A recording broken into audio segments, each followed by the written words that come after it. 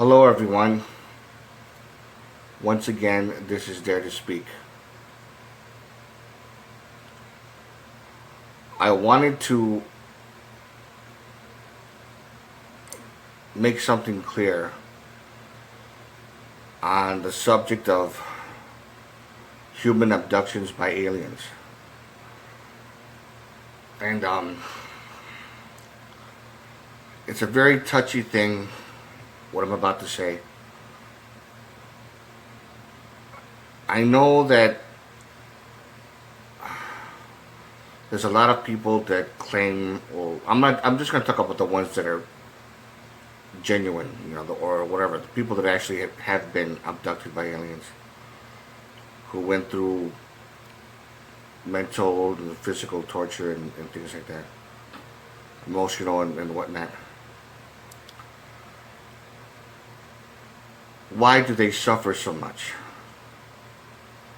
Why is there so much effort into making sure they suffer? And by saying that, because a lot of the horrific things that they actually go through from aliens with sinister motives, I noticed that their lives become a living hell. It lasts for years, and I know that the government or whoever tries to cover it up. Okay, I can understand, because of the fact that the whole, when people talk about the whole the government being quiet about it, keeping information about UFOs and things like that. I mean, if they could at least put some effort into finding some kind of way to of something that would bring comfort to these abductees, so they wouldn't have to suffer so much. But instead, they do nothing. I mean, there's ways of actually helping them without admitting that aliens are real. There's ways of doing that. But that's what I was thinking of many years ago.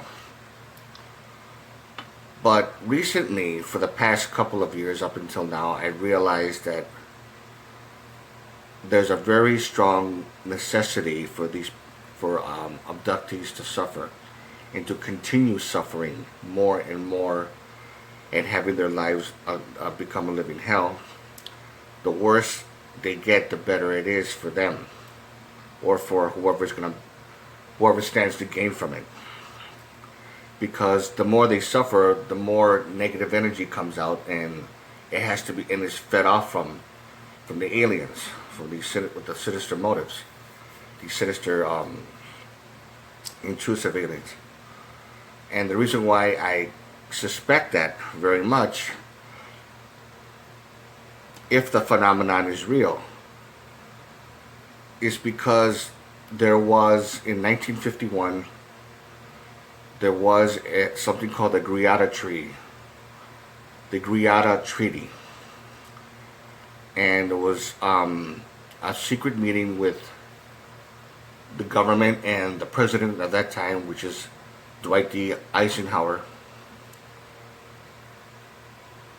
and they met with the Greys in a secret meeting, and whoever else that was involved, whatever other species, and they signed an agreement saying, if you allow us to abduct this many people and to make their lives a living hell, and for our own experiments, and to also for our own, whatever sinister motives that they want, we'll, in exchange for that favor, we'll start sharing our knowledge of technology with you.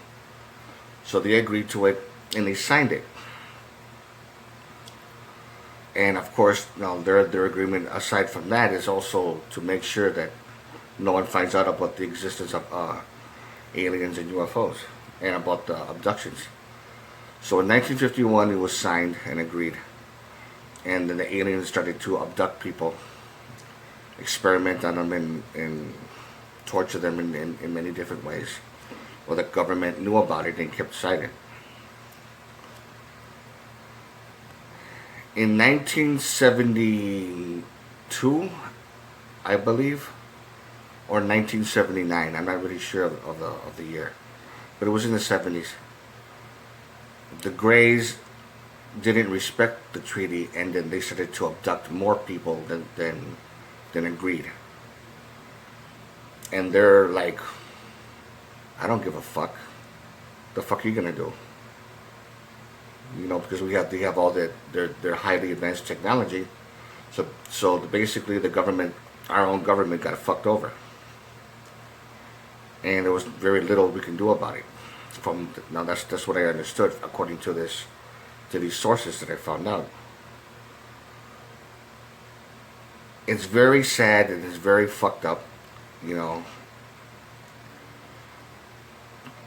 If this thing is actually true, again, I'm being unbiased because I don't want to jump to conclusions and say it's true or it's not true. I don't want to do that. But that's why abductees suffer so much, because they need them to suffer. They don't see us as people. They see us as a toy to play with. They basically see us as a piece of shit race. And they have no respect for us whatsoever. And that's how we understood it. Okay, I'm not saying that this is true. I'm just saying that's how we understand. That's what my understanding is.